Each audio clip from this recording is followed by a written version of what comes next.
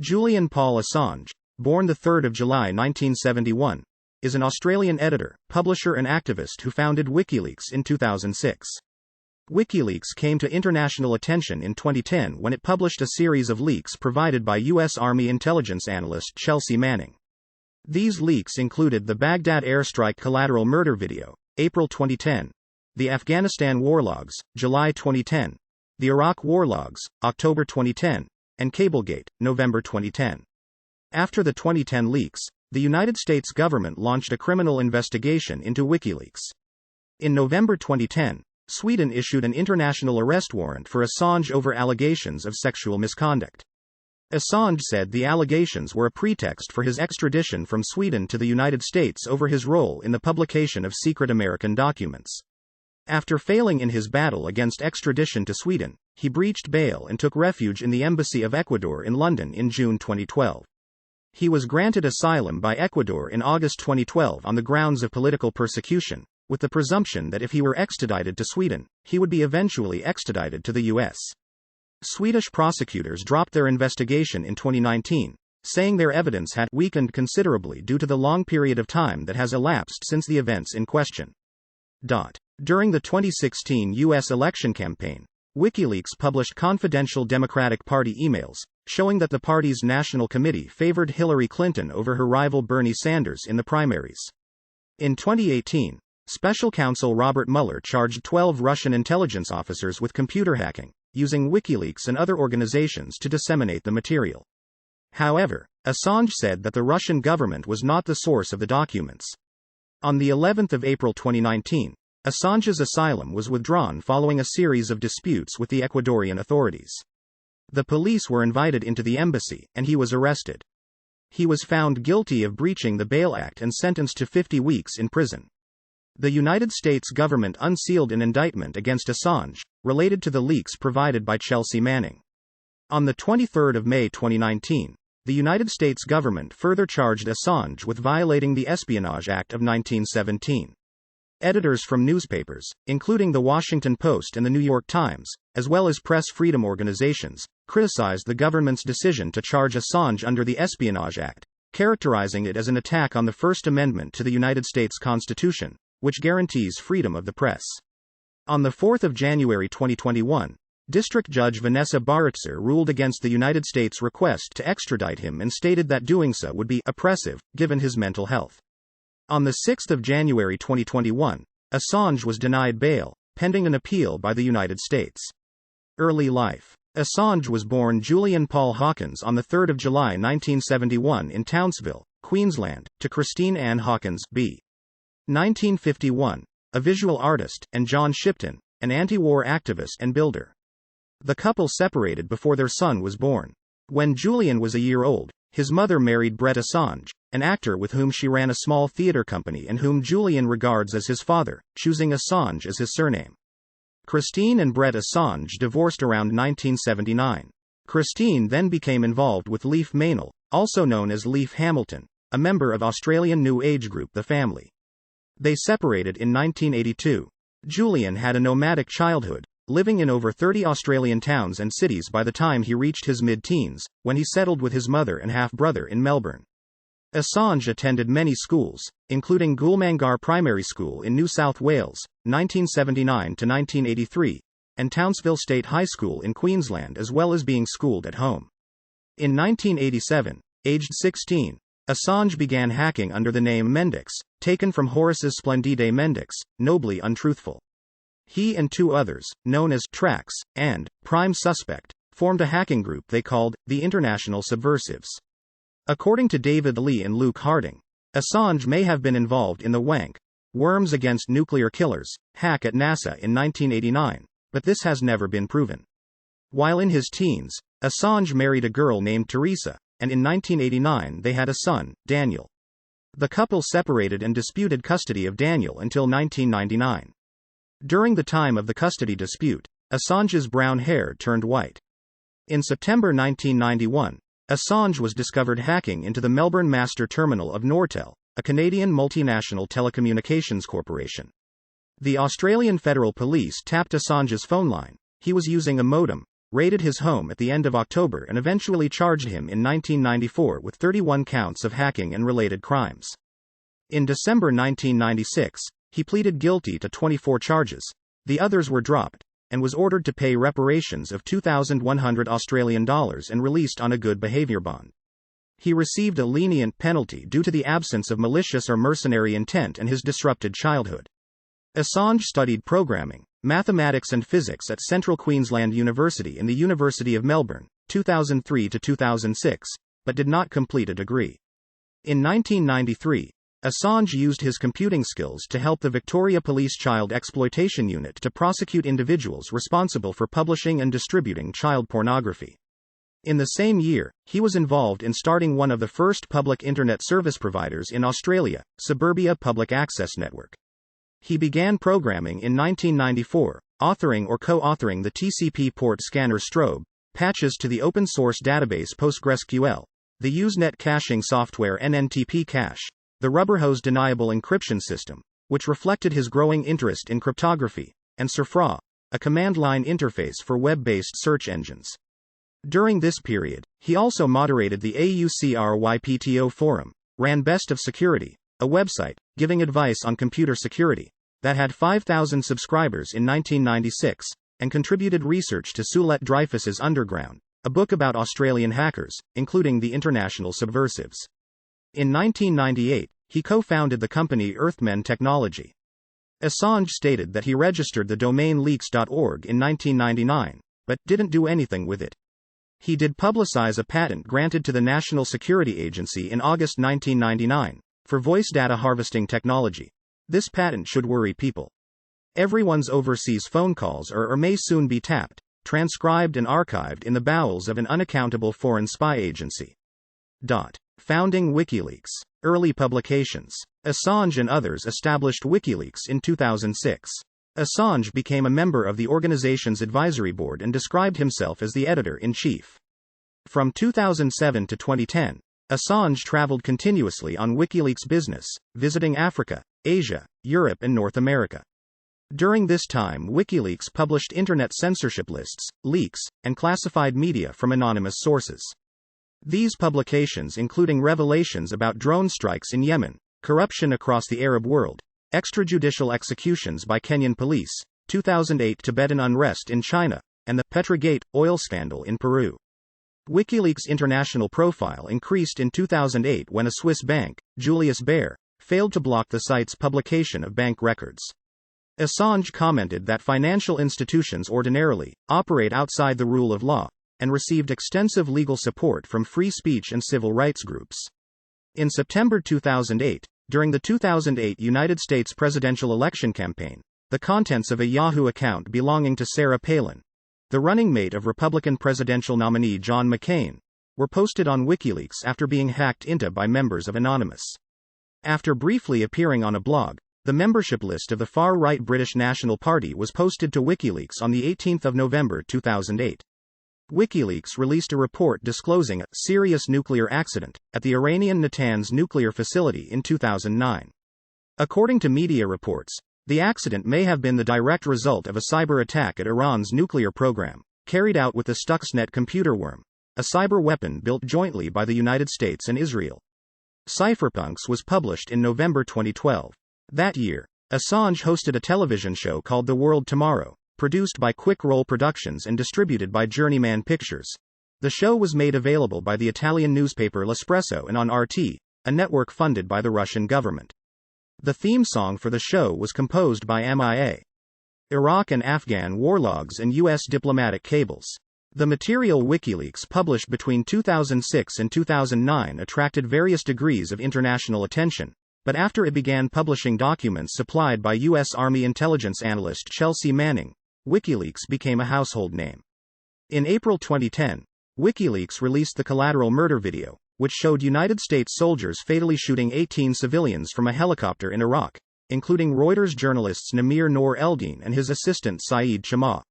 Reuters had previously made a request to the U.S. government for the Collateral Murder video under Freedom of Information but had been denied. Assange and others worked for a week to break the U.S. military's encryption of the video. In October 2010, WikiLeaks published the Iraq war logs, a collection of 391,832 United States Army field reports from the Iraq War covering the period from 2004 to 2009. Assange said that he hoped the publication would. Regarding his own role within WikiLeaks, he said, "We always expect tremendous criticism. It is my role to be the lightning rod, to attract the attacks against the organization for our work, and that is a difficult role.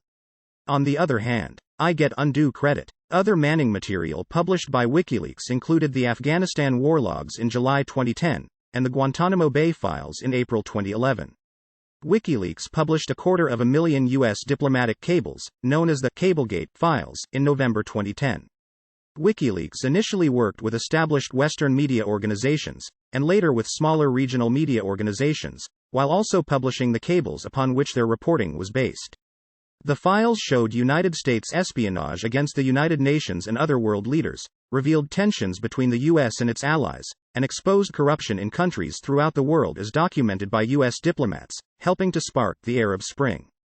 The Cablegate and Iraq and Afghan war releases impacted diplomacy and public opinion globally, with responses varying by region. Assessments.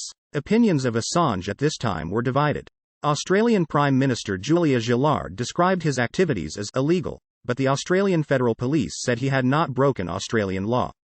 Then United States Vice President Joe Biden and others called him a terrorist.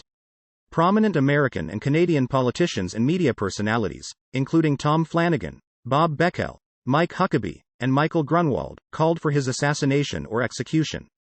Support for Assange came from Brazilian President Luiz Inácio Lula da Silva, Ecuadorian President Rafael Correa, Russian President Dmitry Medvedev, British Member of Parliament, and later Labour Party leader Jeremy Corbyn, Spanish Podemos party leader Pablo Iglesias, UN High Commissioner for Human Rights Navi Pillay, and Argentina's ambassador to the UK, Alicia Castro.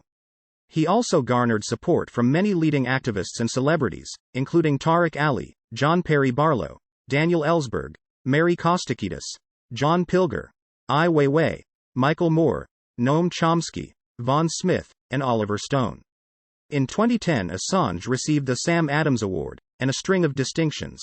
The Le Monde Reader's Choice Award for Person of the Year, the Time Reader's Choice Award for Person of the Year, a deal for his autobiography worth at least $1.3 million United States dollars, and selection by the Italian edition of Rolling Stone as Rockstar of the Year. In 2011, Assange won the Sydney Peace Foundation Gold Medal for Peace with Justice.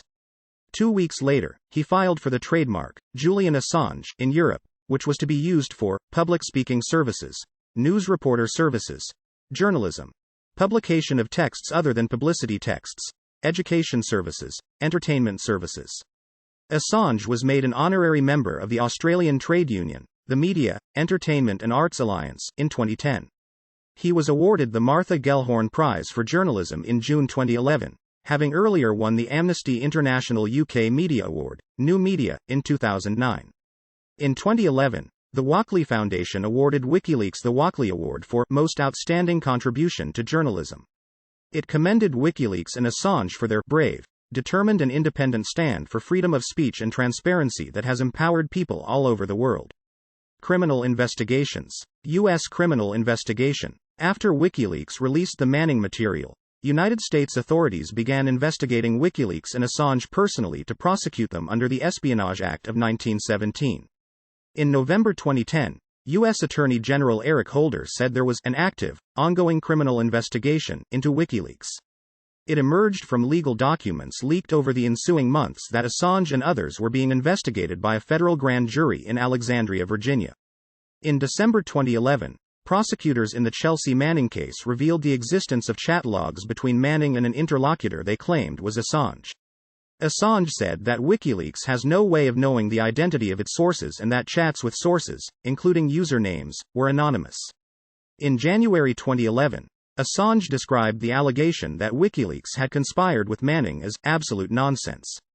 The logs were presented as evidence during Manning's court-martial in June to July 2013. The prosecution argued that they showed WikiLeaks helping Manning reverse engineer a password. During her trial, Manning said she had worked alone in sending documents to WikiLeaks and that no one from WikiLeaks had pressured her to provide more documents. In 2013, U.S. officials said that it was unlikely that the Justice Department would indict Assange for publishing classified documents because it would also have to prosecute the news organizations and writers who published classified material. In June 2013, The New York Times said that court and other documents suggested that Assange was being examined by a grand jury and several government agencies, including by the FBI.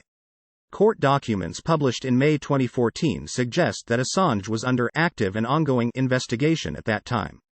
Some Snowden documents published in 2014 showed that the United States government put Assange on the 2010 manhunting timeline, and in the same period they urged their allies to open criminal investigations into Assange.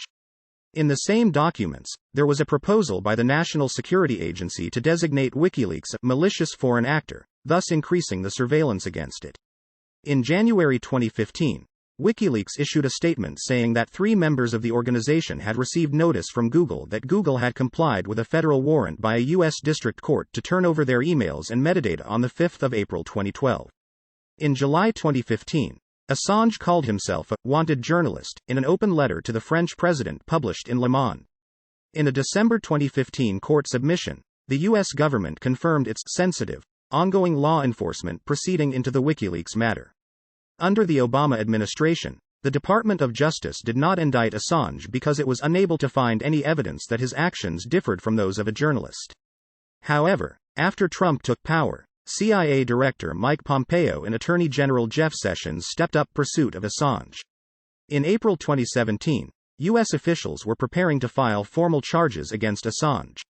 Computer expert David House, an acquaintance of Manning who met Assange in London after the soldier was arrested in May 2010, testified for 90 minutes before the grand jury in Alexandria, Virginia in July 2018. Legal scholar Steve Vladeck said prosecutors accelerated the case in 2019 due to the impending statute of limitations on Assange's largest leaks. Swedish sexual assault allegations. Assange visited Sweden in August 2010. During his visit, he became the subject of sexual assault allegations from 2 women. Assange denied the allegations and said he was happy to face questions in Britain. On 20 November 2010, the Swedish police issued an international arrest warrant. On 8 December 2010, Assange gave himself up to British police and attended his first extradition hearing where he was remanded in custody. On 16 December 2010, at the second hearing, he was granted bail by the High Court of Justice and released after his supporters paid £240,000 in cash and sureties. A further hearing on 24 February 2011 ruled that Assange should be extradited to Sweden. This decision was upheld by the High Court on 2 November and by the Supreme Court on 30 May the next year. After previously stating that she could not question a suspect by video link or in the Swedish embassy, prosecutor Marianne Ny wrote to the English Crown Prosecution Service in 2013. Her letter advised that she intended to lift the detention order and withdraw the European arrest warrant as the actions were not proportionate to the costs and seriousness of the crime. In response, the CPS tried to dissuade NY from doing so. In March 2015, after public criticism from other Swedish law practitioners, NY changed her mind about interrogating Assange, who had taken refuge in the Ecuadorian embassy in London. These interviews, which began on 14 November 2016, involved the British police, Swedish prosecutors and Ecuadorian officials, and were eventually published online. By that time, the statute of limitations had expired on all 3 of the less serious allegations. Since the Swedish prosecutor had not interviewed Assange by 18 August 2015, the questioning pertained only to the open investigation of lesser-degree rape. On 19 May 2017, the Swedish authorities suspended their investigation, saying they could not expect the Ecuadorian embassy to communicate reliably with Assange with respect to the case. Chief Prosecutor Marianne Ny officially revoked his arrest warrant, but said the investigation could still be resumed if Assange visited Sweden before August 2020. Following Assange's arrest on the 11th of April 2019, the case was reopened, in May 2019, under prosecutor Eva Marie Persson. On 19 November, she announced that she had discontinued her investigation, saying that the evidence was not strong enough. She added that although she was confident in the complainant, the evidence has weakened considerably due to the long period of time that has elapsed. Ecuadorian embassy period. Entering the embassy. On 19 June 2012, the Ecuadorian Foreign Minister, Ricardo Patino, announced that Assange had applied for political asylum, that the Ecuadorian government was considering his request, and that Assange was at the Ecuadorian embassy in London. Assange and his supporters said he was not concerned about any proceedings in Sweden as such, but said that the Swedish allegations were designed to discredit him and were a pretext for his extradition from Sweden to the United States. Assange described the allegations as a radical feminist conspiracy, and said the women who had complained were lesbians. Assange breached his bail conditions by taking up residence in the embassy rather than appearing in court, and faced arrest if he left. Assange's supporters, including journalist Jemima Goldsmith, journalist John Pilger, and filmmaker Ken Loach, forfeited £293,500 in bail and sureties. Goldsmith said she was surprised at his asylum bid and had expected him to face the Swedish allegations. The UK government wrote Patino that the police were entitled to enter the embassy and arrest Assange under UK law. Patino said it was an implied threat, stating that such actions would be a blatant disregard of the Vienna Convention.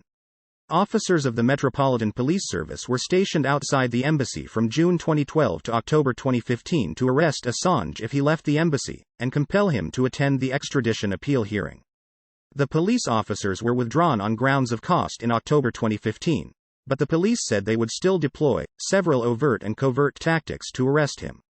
The Metropolitan Police Service said the cost of the policing for the period was £12.6 million. WikiLeaks insiders stated that Assange decided to seek asylum because he felt abandoned by the Australian government. The Australian Attorney General, Nicola Roxon, had written to Assange's lawyer, Jennifer Robinson, saying that Australia would not seek to involve itself in any international exchanges about Assange's future. She suggested that if Assange was imprisoned in the US, he could apply for an international prisoner transfer to Australia. Assange's lawyers described the letter as a declaration of abandonment. On 16 August 2012, Patino announced that Ecuador was granting Assange political asylum because of the threat represented by the United States' secret investigation against him. In its formal statement, Ecuador said that, as a consequence of Assange's determined defense to freedom of expression and freedom of press, in any given moment, a situation may come where his life, safety or personal integrity will be in danger. Latin American states expressed support for Ecuador. Ecuadorian President Rafael Correa confirmed on 18 August that Assange could stay at the embassy indefinitely, and the following day Assange gave his first speech from the balcony. An office converted into a studio apartment, equipped with a bed, telephone, sun lamp, computer, shower, treadmill, and kitchenette, became his home from then until the 11th of April 2019. WikiLeaks publishing. On April 24, 2011, WikiLeaks began publishing the Guantanamo Bay Files leak, 779 classified reports on prisoners, past and present, held by the U.S. at the Guantanamo Bay detention camp in Cuba. The documents, dated from 2002 to 2008, revealed prisoners, some of whom were coerced to confess, included children, the elderly and mentally disabled. In July 2012, WikiLeaks began publishing the Syria Files, a collection of more than 2 million emails from Syrian political figures, government ministries and companies. Assange said the Syria Files collection. In 2013, Assange analyzed the Kissinger cables held at the U.S. National Archives and released them in searchable form. By 2015, WikiLeaks had published more than 10 million documents and associated analyses, and was described by Assange as a giant library of the world's most persecuted documents. In June 2015, WikiLeaks began publishing confidential and secret Saudi Arabian government documents. On 25 November 2016, WikiLeaks released emails and internal documents that provided details on U.S. military operations in Yemen from 2009 to March 2015. In a statement accompanying the release of the Yemen Files, Assange said about the U.S. involvement in the Yemen war, "The war in Yemen has produced 3.15 million internally displaced persons. Although the United States government has provided most of the bombs and is deeply involved in the conduct of the war itself, reportage on the war in English is conspicuously rare." In December 2016, WikiLeaks published emails from the Turkish government in response to Erdogan's post-coup purges in Turkey. The emails covered the period from 2010 to July 2016. In response, Turkey blocked access to the WikiLeaks site. Public positions. Assange stood for the Australian Senate in the 2013 Australian federal election for the newly formed WikiLeaks party but failed to win a seat. The party experienced internal dissent over its governance and electoral tactics and was deregistered due to low membership numbers in 2015. In 2013, Assange and others in WikiLeaks helped whistleblower Edward Snowden flee from U.S. law enforcement. After the United States canceled Snowden's passport, stranding him in Russia, they considered transporting him to Latin America on the presidential jet of a sympathetic Latin American leader. In order to throw the U.S. off the scent, they spoke about the jet of the Bolivian president Evo Morales, instead of the jet they were considering. In July 2013, Morales' jet was forced to land in Austria after the U.S. pressured Italy, France, and Spain to deny the jet access to their airspace over false rumors Snowden was on board. Assange said the grounding reveals the true nature of the relationship between Western Europe and the United States, as a phone call from U.S. intelligence was enough to close the airspace to a booked presidential flight, which has immunity. Assange advised Snowden that he would be safest in Russia, which was better able to protect its borders than Venezuela, Brazil, or Ecuador.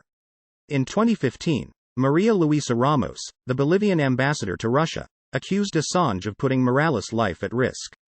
Assange stated that he regretted what happened but that we can't predict that other countries engage in some unprecedented criminal operation. Documents provided by Edward Snowden showed that in 2012 and 2013 the NZ government worked to establish a secret mass surveillance program which it called Operation Speargun. On 15 September 2014, Assange appeared via remote video link on Kim.com's Moment of Truth town hall meeting held in Auckland, which discussed the program. Assange said the Snowden documents showed that he had been a target of the program and that Operation Speargun represented an extreme, bizarre, Orwellian future that is being constructed secretly in New Zealand. Personal affairs. On 3 July 2015, Paris newspaper Le Monde published an open letter from Assange to French President François Hollande in which Assange urged the French government to grant him refugee status. Assange stated that one of his children lives in France with the child's mother. He also said his family had faced death threats and harassment because of his work, forcing them to change identities and reduce contact with him. In response to this letter, Hollande said, France cannot act on his request. The situation of Mr. Assange does not present an immediate danger. In 2015, Assange began a relationship with Stella Morris Smith Robertson, his South African-born lawyer. They became engaged in 2017 and had 2 children. The relationship was revealed by Morris Smith Robertson in 2020 because she feared for his life. Other developments. In 2015, La Repubblica stated that it had evidence of the UK's role via the English Crown Prosecution Service in creating the legal and diplomatic quagmire, which prevented Assange from leaving the Ecuadorian embassy. La Repubblica sued the CPS in 2017 to obtain further information, but its case was rejected with the judge saying, the need for the British authorities to protect the confidentiality of the extradition process outweighs the public interest of the press to know. A further appeal was rejected in September 2019. On 5 February 2016, the UN's Working Group on Arbitrary Detention concluded that Assange had been subject to arbitrary detention by the UK and Swedish governments since 7 December 2010, including his time in prison, on conditional bail and in the Ecuadorian embassy. The working group said Assange should be allowed to walk free and be given compensation. The UK and Swedish governments denied the charge of detaining Assange arbitrarily. The UK Foreign Secretary, Philip Hammond, said the charge was ridiculous, and that the group was made up of lay people, and called Assange a fugitive from justice, who can come out any time he chooses, and called the panel's ruling flawed in law. Swedish prosecutors called the group's charge irrelevant. The UK said it would arrest Assange should he leave the embassy. Mark Ellis, executive director of the International Bar Association, stated that the finding is not binding on British law. U.S. legal scholar Noah Feldman described the working group's conclusion as astonishing, summarizing it as, Assange might be charged with a crime in the U.S. Ecuador thinks charging him with violating national security law would amount to political persecution, or worse. Therefore, Sweden must give up on its claims to try him for rape, and Britain must ignore the Swedes' arrest warrant and let him leave the country. In September 2016, Assange said he would agree to U.S. prison in exchange for President Obama granting Chelsea Manning clemency. Obama commuted Manning's sentence on 17 January 2017. The next day, Obama said, I don't pay a lot of attention to Mr. Assange's tweets, so that wasn't a consideration in this instance. The same day, Assange's US-based attorney Barry Pollock said that Assange had called for Manning to be released immediately. Accordingly, Pollock maintained, the commutation, which specified Manning would be freed 4 months thence, did not meet Assange's conditions. On the 17th of May 2017, Manning was released from prison. 2 days later, Assange emerged on the embassy's balcony and told a crowd that, despite no longer facing a Swedish sex investigation, he would remain inside the embassy to avoid extradition to the United States. 2016 U.S. presidential election. During the 2016 U.S. Democratic Party presidential primaries, WikiLeaks hosted a searchable database of emails sent or received by presidential candidate Hillary Clinton while she was Secretary of State. The emails had been released by the U.S. State Department under a Freedom of Information request in February 2016. The emails were a major point of discussion during the presidential election and prompted an FBI investigation of Clinton for using a private email server for classified documents while she was U.S. Secretary of State. In February 2016, Assange wrote, "I have had years of experience in dealing with Hillary Clinton and have read thousands of her cables. Hillary lacks judgment and will push the United States into endless, stupid wars which spread terrorism. She certainly should not become President of the United States." On the 25th of July, following the Republican National Convention, Assange said that choosing between Hillary Clinton and Donald Trump is like choosing between cholera or gonorrhea. "Personally, I would prefer neither." In an Election Day statement, Assange criticized both Clinton and Trump, saying that, the Democratic and Republican candidates have both expressed hostility towards whistleblowers. On the 22nd of July 2016, WikiLeaks released emails and documents from the Democratic National Committee in which the DNC seemingly presented ways of undercutting Clinton's competitor Bernie Sanders and showed apparent favoritism towards Clinton. The release led to the resignation of DNC chairwoman Debbie Wasserman Schultz and an apology to Sanders from the DNC. The New York Times wrote that Assange had timed the release to coincide with the 2016 Democratic National Convention because he believed Clinton had pushed for his indictment and he regarded her as a liberal war hawk. On the 4th of October 2016, in a teleconference with Assange, reporters spoke of a promise to reveal further information which would bring Clinton's candidacy down, calling this the October surprise. Right-wing pundits as well as Trump campaign staffers like Roger Stone also hinted at further imminent releases. On the 7th of October, The Washington Post published a story on the Access Hollywood tape, a recording of a Trump interview conducted by television host Billy Bush in 2005, in which Trump described his habit of sexually assaulting women. Also on the 7th of October, shortly after the Post article was released, Assange posted a press release on WikiLeaks exposing a second batch of emails with over 2,000 mails from Clinton campaign chairman John Podesta. Podesta, in an interview with CNN, stated, on October 7, the Access Hollywood tapes comes out. 1 hour later, WikiLeaks starts dropping my emails into the public. One could say that those things might not have been a coincidence. Upon learning of the Access Hollywood tape, Roger Stone, an unofficial advisor to Trump, worked to get WikiLeaks to release email messages to counter the impact of the tape. In mid-October, the Ecuadorian government temporarily severed Assange's internet connection because of the leaks. In December, Assange said the connection had been restored. Cybersecurity experts attributed the attack to the Russian government. The Central Intelligence Agency, together with several other agencies, concluded that Russian intelligence agencies hacked the DNC servers, as well as Podesta's email account, and provided the information to WikiLeaks to bolster Trump's election campaign. As a result of special counsel Robert Mueller's investigation into Russian interference in the 2016 United States elections, 12 Russian GRU military intelligence agents were indicted on 13 July 2018 for the attack on the DNC mail server. According to the Mueller report, this group shared these mails using the pseudonym Guccifer 2.0 with WikiLeaks and other entities. The investigation also unearthed communications between Guccifer 2.0, WikiLeaks and the Trump campaign, in which they coordinated the release of the material. In interviews, Assange repeatedly said that the Russian government was not the source of the DNC and Podesta emails, and accused the Clinton campaign of a kind of neo-McCarthy hysteria about Russian involvement. On the eve of the election, Assange addressed the criticism he had received for publishing Clinton material, saying that WikiLeaks publishes material given to us if it is of political, diplomatic, historical or ethical importance and which has not been published elsewhere, that it had never received any information on Trump, Jill Stein, or Gary Johnson's campaign.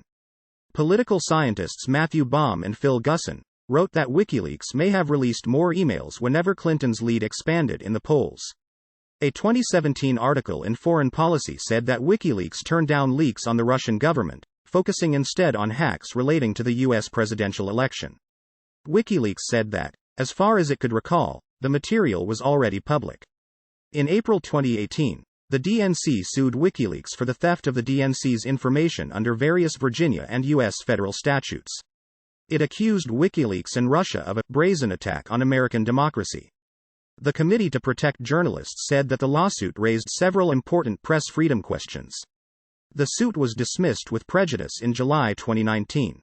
Judge John Kotel said that WikiLeaks did not participate in any wrongdoing in obtaining the materials in the first place, and were therefore within the law in publishing the information. In a July 2016 interview, Assange implied falsely that DNC staffer Seth Rich was the source of the DNC emails and that Rich had been killed as a result.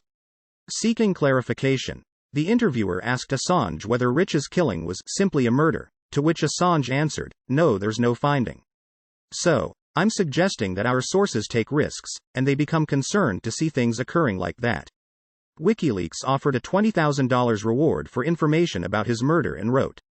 Assange's comments were highlighted by right-wing outlets such as Fox News, The Washington Times and conspiracy website InfoWars and set off a spike in attention to the murder.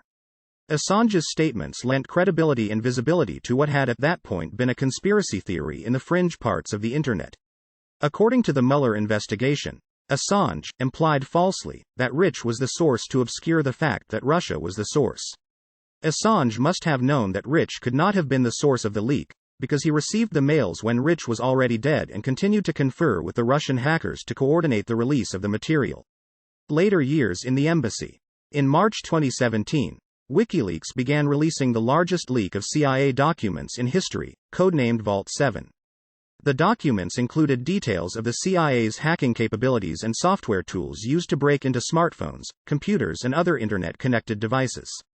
In April, CIA Director Mike Pompeo called WikiLeaks a non-state hostile intelligence service often abetted by state actors like Russia. Assange accused the CIA of trying to subvert his First Amendment rights. He said that history shows the danger of allowing the CIA or any intelligence agency, whose very modus operandi includes misdirection and lying, to be the sole arbiter of what is true or what is prudent. Otherwise, every day might see a repeat of the many foolish CIA actions which have led to death, displacement, dictatorship and terrorism. On the 6th of June 2017, Assange tweeted his support for NSA leaker reality Winner, who had been arrested 3 days earlier. Winner had been identified in part because a reporter from The Intercept showed a leaked document to the government without removing possibly incriminating evidence about its leaker. WikiLeaks later offered a $10,000 reward for information about the reporter responsible. On the 16th of August 2017, U.S. Republican Congressman Dana Rohrabacher visited Assange and offered him a pardon if Assange provided information about who gave him the 2016 Democratic National Committee email leaks. At his extradition hearings in 2020, Assange's lawyers told the court that Rohrabacher had said the offer was made on instructions from the president. Trump and Rohrabacher said they had never spoken about the offer, and Rohrabacher said he had made the offer on his own initiative. In August 2017, in the midst of the Qatar diplomatic crisis, Dubai-based Al Arabiya said Assange had refrained from publishing 2 cables about Qatar after negotiations between WikiLeaks and Qatar. Assange said Al Arabiya had been publishing increasingly absurd fabrications during the dispute. In September 2017, Assange released Spy Files Russia, revealing how a St. Petersburg-based technology company called Peter Service helped Russian state entities gather detailed data on Russian cell phone users, part of a national system of online surveillance called System for Operative Investigative Activities. According to Moscow-based journalist Fred Weir, experts say it casts a timely spotlight on the vast surveillance operations mounted by Russian security services. It was suggested that the release was approved by the Russian government and was an attempt to distract from the Mueller investigation. Assange was granted Ecuadorian citizenship in December 2017. In February 2018, after Sweden had suspended its investigation, Assange brought 2 legal actions, arguing that Britain should drop its arrest warrant for him as it was no longer right or proportionate to pursue him, and the arrest warrant for breaching bail had lost its purpose and its function. In both cases, Senior District Judge Emma Arbuthnot ruled that the arrest warrant should remain in place. In March 2018, Assange used social media to criticize Germany's arrest of Catalonian separatist leader Carles Puigdemont. On 28 March 2018, Ecuador responded by cutting Assange's internet connection because his social media posts put at risk Ecuador's relations with European nations. In May 2018, The Guardian reported that over 5 years Ecuador had spent at least $5 million, £3.7 million, to protect Assange, employing a security company and undercover agents to monitor his visitors, embassy staff and the British police. Ecuador reportedly also devised plans to help Assange escape should British police forcibly enter the embassy to seize him. The Guardian reported that, by 2014, Assange had compromised the embassy's communications system. WikiLeaks described the allegation as an anonymous libel aligned with the current UK-US government onslaught against Mr. Assange. In July 2018, President Moreno said that he wanted Assange out of the embassy provided that Assange's life was not in danger. By October 2018, Assange's communications were partially restored. On 16 October 2018, Congressmen from the United States House Committee on Foreign Affairs wrote an open letter to President Moreno which described Assange as a dangerous criminal and stated that progress between the U.S. and Ecuador in the areas of economic cooperation, counter-narcotics assistance and the return of a USAID mission to Ecuador depended on Assange being handed over to the authorities. In October 2018, Assange sued the government of Ecuador for violating his fundamental rights and freedoms by threatening to remove his protection and cut off his access to the outside world, refusing him visits from journalists and human rights organizations and installing signal jammers to prevent phone calls and internet access. An Ecuadorian judge ruled against him, saying that requiring Assange to pay for his internet use and clean up after his cat did not violate his right to asylum.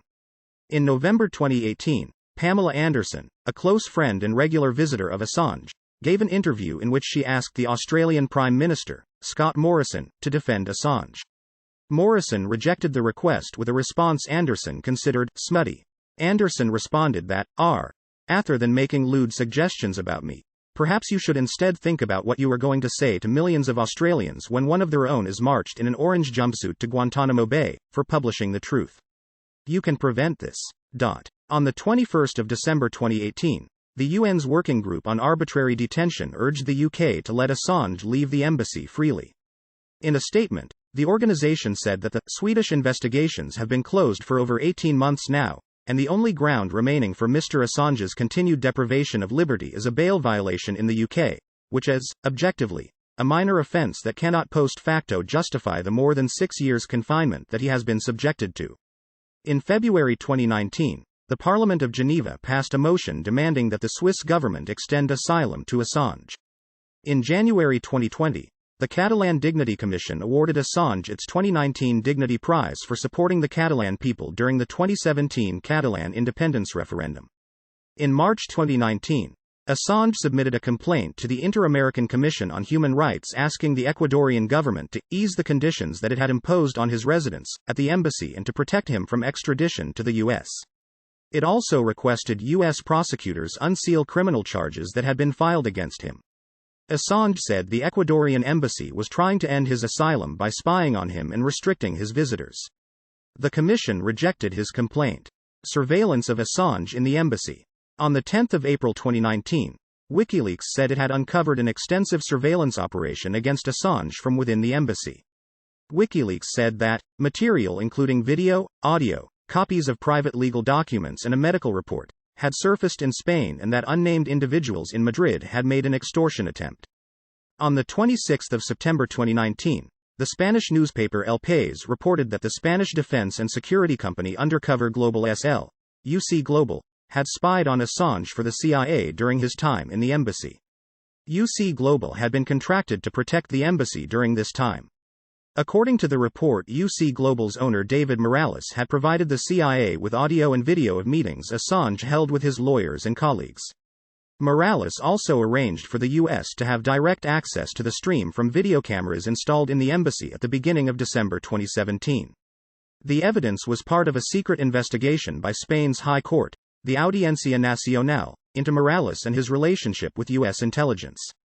The investigation was precipitated by a complaint by Assange that accused UC Global of violating his privacy and client attorney privileges as well as committing misappropriation, bribery and money laundering. Morales was arrested in September on charges involving violations of privacy and client attorney privileges, as well as misappropriation, bribery, money laundering and criminal possession of weapons. He was released on bail.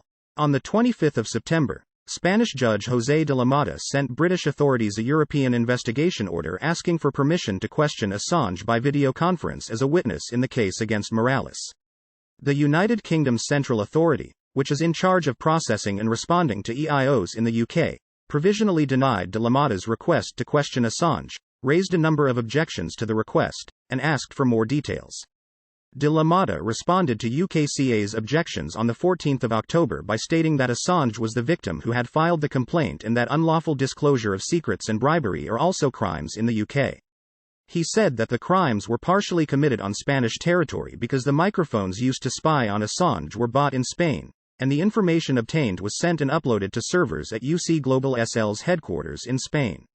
Spanish judicial bodies were upset at having their EIO request denied by UKCA and believed the British justice system is concerned by the effect the Spanish case may have on the process to extradite Assange to the US. In a November 2019 article, Stefania Morisi said she had access to some of the videos, audios and photos showing a medical examination of Assange, a meeting between Ecuadorian Ambassador Carlos Abad Ortiz and his staff, a meeting between Assange, Glenn Greenwald and David Miranda, and lunch between Assange and British rapper MIA. Microphones had been placed in the women's toilets to capture meetings between Assange and his lawyers. Phones belonging to some of the embassy's visitors were compromised. Spanish lawyer Eider Martinez, who is part of Assange's legal team, said videos were taken of meetings between Assange and his legal defense team.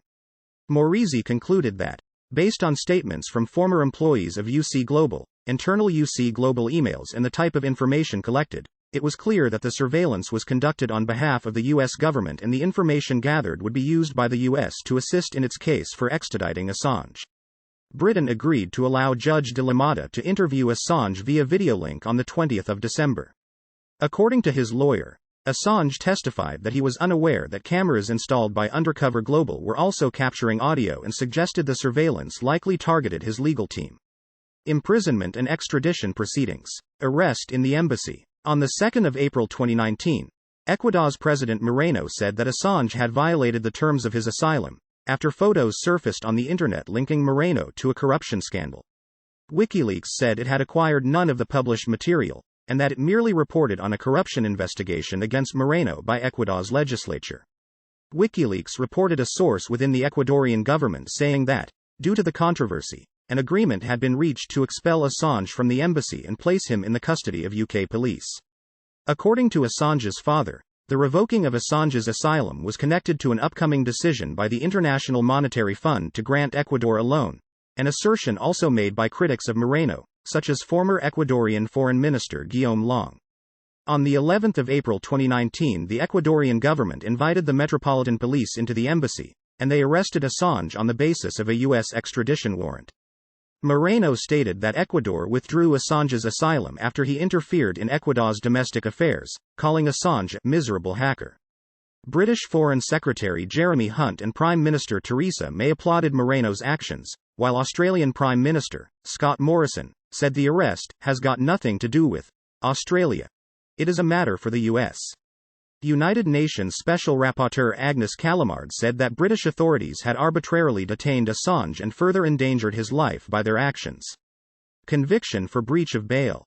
On the day of his arrest, Assange was charged with breaching the Bail Act 1976 and was found guilty after a short hearing. Judge Michael Snow said Assange was a narcissist who cannot get beyond his own selfish interest, and he had not come close to establishing reasonable excuse. During the hearing, Assange requested that Arbuthnot, who had presided over legal proceedings in February 2018 related to the British arrest warrant, recuse herself from all extradition hearings because her husband, James Arbuthnot, had been impacted by some of WikiLeaks releases. Assange was remanded to Home Prison Belmarsh, and on 1 May 2019 he was sentenced to 50 weeks imprisonment. The judge said he would be released after serving half of his sentence, subject to other proceedings and conditional upon committing no further offences. The United Nations Working Group on Arbitrary Detention said that the verdict contravened principles of necessity and proportionality for what it considered a minor violation. Assange appealed his sentence, but dropped his appeal in July. Espionage indictment in the United States. In 2012 and 2013, U.S. officials indicated that Assange was not named in a sealed indictment. On 6 March 2018, a federal grand jury for the Eastern District of Virginia issued a sealed indictment against Assange. In November 2018, U.S. prosecutors accidentally revealed the indictment. In February 2019, Chelsea Manning was subpoenaed to appear before a grand jury in Virginia in the case. When Manning condemned the secrecy of the hearings and refused to testify, she was jailed for contempt of court on 8 March 2019. On 16 May 2019, Manning refused to testify before a new grand jury investigating Assange, stating that she believed this grand jury seeks to undermine the integrity of public discourse with the aim of punishing those who expose any serious, ongoing, and systemic abuses of power by this government. She was returned to jail for the 18-month term of the grand jury with financial penalties. In June 2021, Chelsea Manning said her grand jury resistance was not contingent on Julian Assange being the target, and that she was not even sure he was. "I treated this no differently than if it was for a protest or for some other grand jury.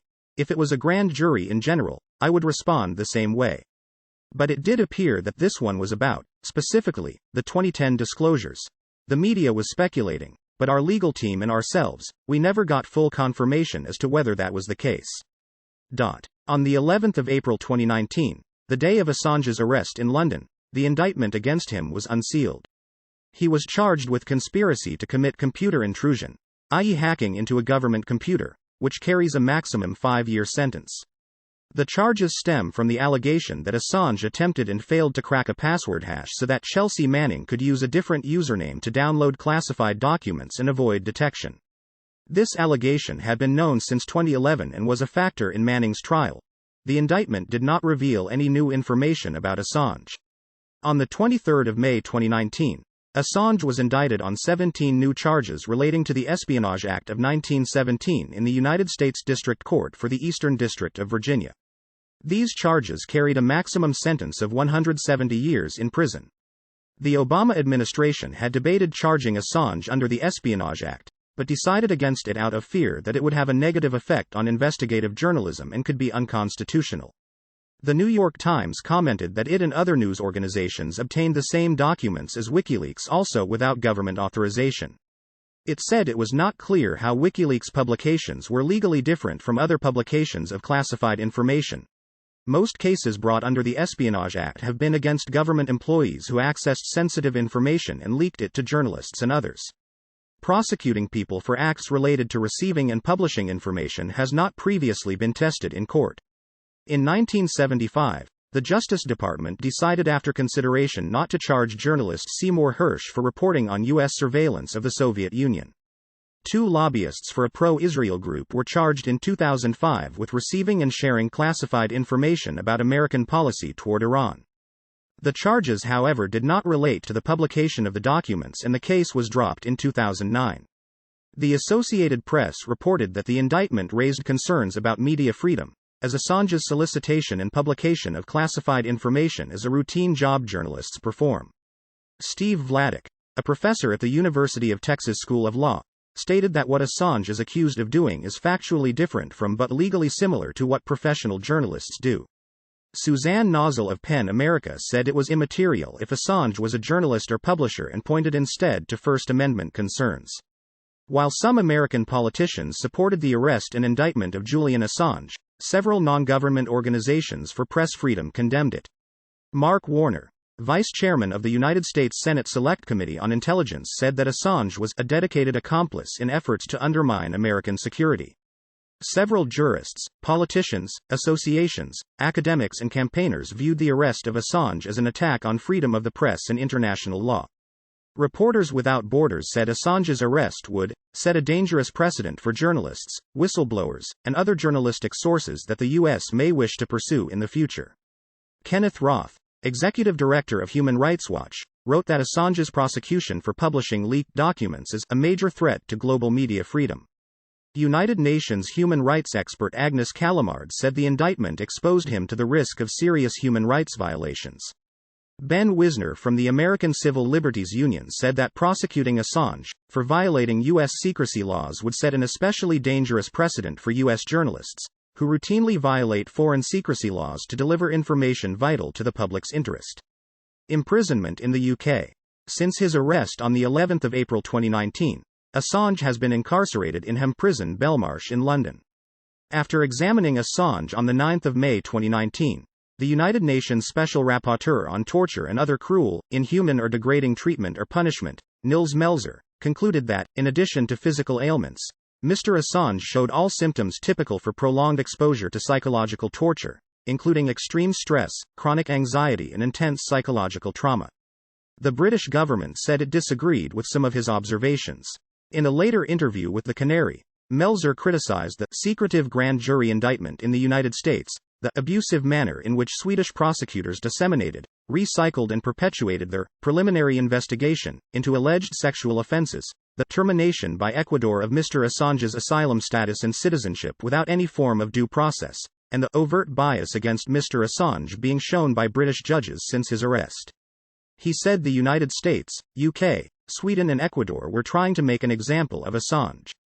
He also accused journalists of spreading abusive and deliberately distorted narratives.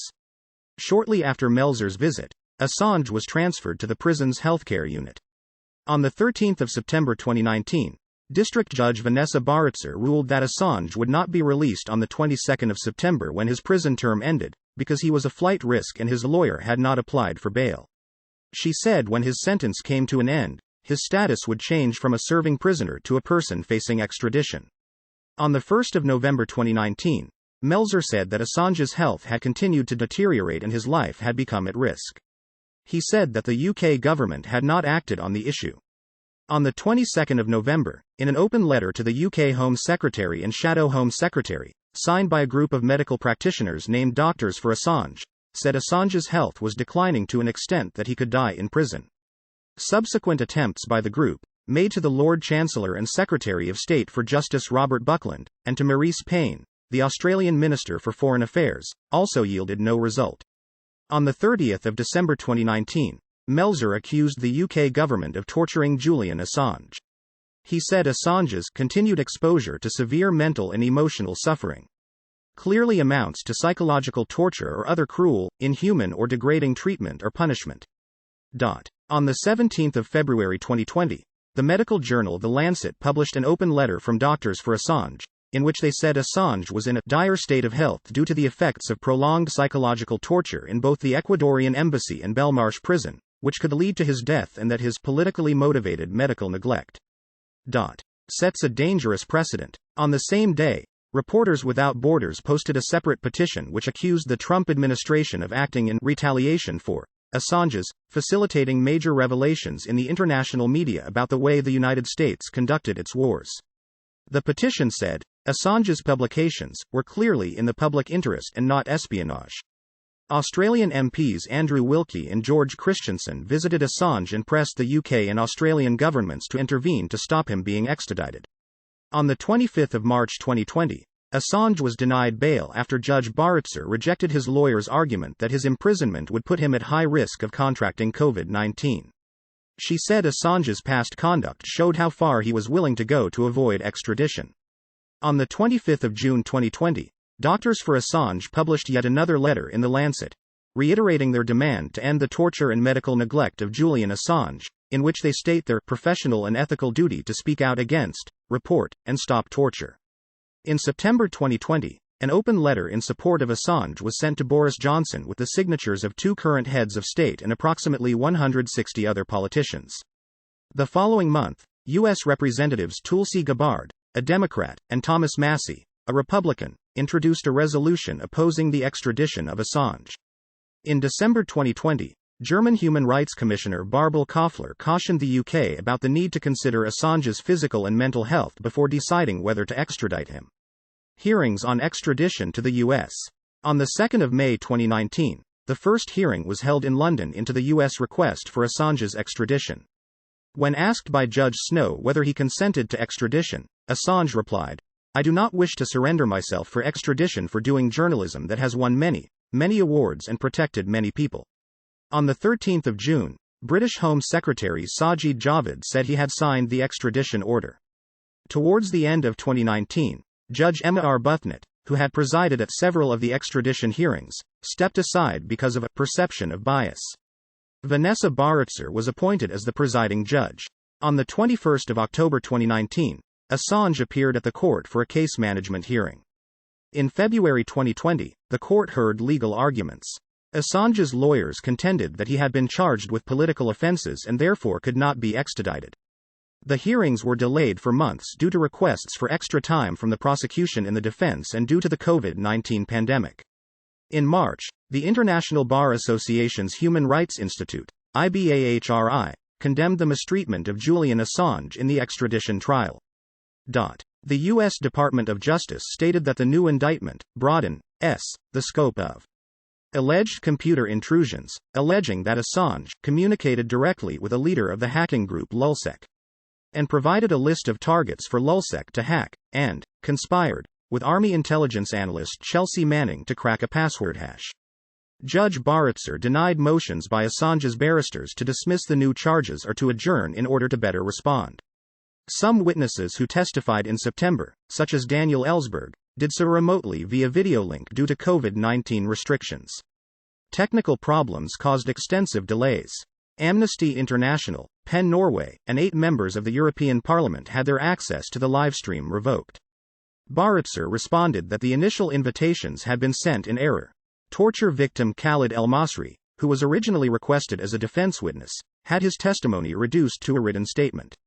Other witnesses testified that the conditions of imprisonment, which would be likely to worsen upon extradition to the U.S., placed Assange at a high risk of depression and suicide, which was exacerbated by his Asperger's syndrome. Psychiatrist Michael Kopelman said that a hidden razor blade had been found in Assange's prison cell. Patrick Eller, a former forensics examiner with the U.S. Army Criminal Investigation Command, testified that Assange did not crack and could not have cracked the password mentioned in the U.S. indictment, as Chelsea Manning had intentionally sent only a portion of the password's hash. Moreover, Eller stated that password cracking was a common topic of discussion among other soldiers stationed at Forward Operating Base Hammer, suggesting that Manning's message was unrelated to the classified documents which were already in her possession. Testimony on the 30th of September revealed new allegations surrounding the surveillance of the Ecuadorian embassy by UC Global. A former UC Global employee, who spoke anonymously fearing reprisals, stated that the firm undertook an increasingly sophisticated operation after it was put into contact with the Trump administration by Sheldon Adelson. According to the employee, intelligence agents discussed plans to break into the embassy to kidnap or poison Assange and attempted to obtain the DNA of a baby who was believed to be Assange's child. To coincide with the end of the hearing, Progressive International convened a virtual event called the Belmarsh Tribunal, modeled after the Russell Tribunal, to scrutinize what it calls the crimes that have been revealed by Assange, and the crimes that have been committed against him, in turn. Hearings, including a statement in support of the defense by Noam Chomsky, concluded on 1 October 2020. On 4 January 2021, Judge Baritzer ruled that Assange could not be extradited to the United States, citing concerns about his mental health and the risk of suicide in a U.S. prison. She sided with the U.S. on every other point, including whether the charges constituted political offenses and whether he was entitled to freedom of speech protections. Appeal and other developments. On the day of the ruling, Mexican President Andrés Manuel López Obrador said that Mexico was ready to offer political asylum to Assange. On 6 January, Assange was denied bail on the grounds that he was a flight risk, pending an appeal by the United States. The U.S. prosecutors lodged an appeal on 15 January. A spokesman for the U.S. Department of Justice confirmed in mid-February 2021 that it would continue the appeal under the new Biden administration.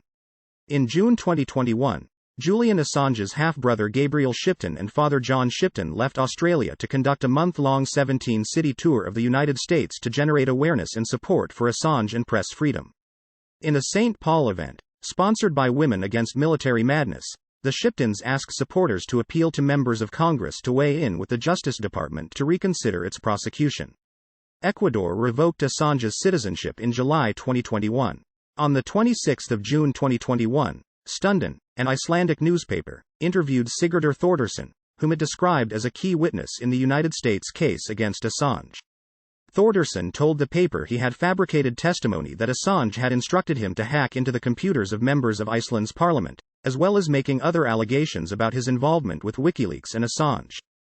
Thordarson said he had been working with the U.S. Department of Justice and FBI in return for a promise the agencies would not share information that could lead to his prosecution for ongoing criminal activity.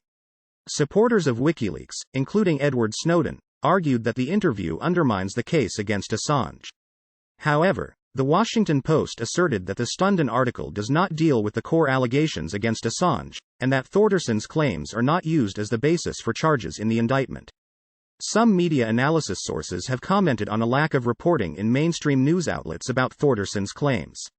Following the decision by Judge Vanessa Baritzer to deny extradition on the grounds that it would be oppressive to extradite Assange to the United States, in July 2021 the Biden administration provided assurances to the Crown Prosecution Services that Mr. Assange will not be subject to SAMs or imprisoned at ADX, unless he were to do something subsequent to the offering of these assurances that meets the tests for the imposition of SAMs or designation to ADX. The United States also provided an assurance that it will consent to Mr. Assange being transferred to Australia to serve any custodial sentence imposed on him. An Amnesty International expert on national security and human rights in Europe said, "Those are not assurances at all. It's not that difficult to look at those assurances and say, these are inherently unreliable. It promises to do something and then reserves the right to break the promise." At the request of the United States, the High Court of Justice in London conducted a hearing on August 11, 2021. Lord Justice Holroyd said that District Judge Baritzer may have given too much weight to what Holroyd called a misleading report by a defense psychiatrist who concluded that Assange would commit suicide if extradited to the U.S. Accordingly, the issue could now form part of the ongoing U.S. appeal of Baritzer's ruling to deny the extradition of Assange, who appeared at the hearing via video link from Belmarsh Prison. The High Court is expected to convene a full appeal hearing on October 27, at which time it may reweigh factual findings made by the District Court. If the High Court affirms the District Court ruling, the US could seek further review by the UK Supreme Court. If Assange loses, he likewise could appeal to the Supreme Court, and if necessary then to the European Court of Human Rights. Writings and opinions. In 2010, Assange said he was a libertarian and that WikiLeaks is designed to make capitalism more free and ethical. Assange has written a few short pieces, including State and Terrorist Conspiracies, Conspiracy as Governance, The Hidden Curse of Thomas Paine, What's New About WikiLeaks, and the foreword to Cypherpunks. Cypherpunks is primarily a transcript of The World Tomorrow Episode 8, two-part interview between Assange, Jacob Appelbaum, Andy Muller-Magon, and Jeremy Zimmerman. In the foreword, Assange said, "The Internet, our greatest tool for emancipation, has been transformed into the most dangerous facilitator of totalitarianism we have ever seen." He also contributed research to Soulette Dreyfus's Underground, and received a co-writer credit for the Kaye 13 song, Multi-Viral. Assange's book, When Google Met WikiLeaks, was published by OR Books on the 18th of September 2014. The book recounts when Google CEO Eric Schmidt requested a meeting with Assange, while he was on bail in rural Norfolk, UK. Schmidt was accompanied by Jared Cohen, director of Google Ideas, Lisa Shields, vice president of the Council on Foreign Relations, and Scott Malcolmson, the communications director for the International Crisis Group. Excerpts were published on the Newsweek website, while Assange participated in a Q&A event that was facilitated by the Reddit website and agreed to an interview with Vogue magazine. In 2011, Assange criticized a Private Eye article for portraying WikiLeaks contributor Israel Shamir as anti-Semitic. According to editor Ian Hislop, Assange called the article an obvious attempt to deprive WikiLeaks of Jewish support and donations, and went on to point out that several journalists involved were Jewish. On the 1st of March 2011, Assange released a statement in which he said, "Children. The exact number of Julian Assange's children is not publicly known. His eldest child, Daniel, was born in 1989 in Australia." In 2015, in an open letter to French President Hollande, Assange said that one of his children was living in France with the child's mother. In 2020, Stella Morris Smith Robertson revealed that she and Assange had two sons, Gabriel, born in 2017, and Max, born in 2019, while Assange was in the embassy. This audio uses material from the Wikipedia article Julian Assange n.wikipedia.org/wiki/Julian_Assange, which is released under the license Creative Commons. Attribution Share Alike 3.0 Unported. CC by SA 3.0 creativecommons.org/licenses/by SA/3.0